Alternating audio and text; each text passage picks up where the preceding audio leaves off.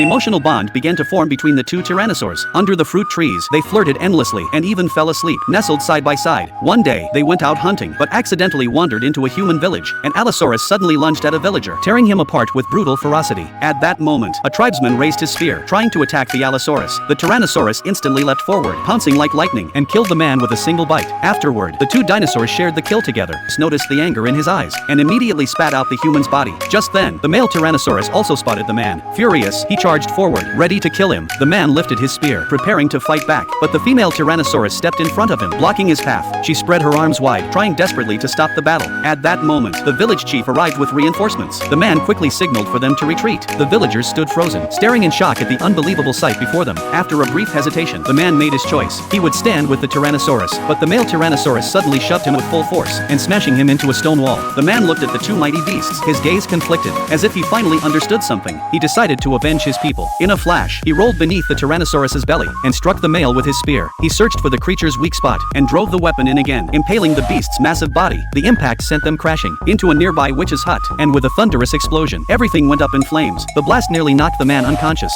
Then, the female Tyrannosaurus let out a deafening roar, and charged at him.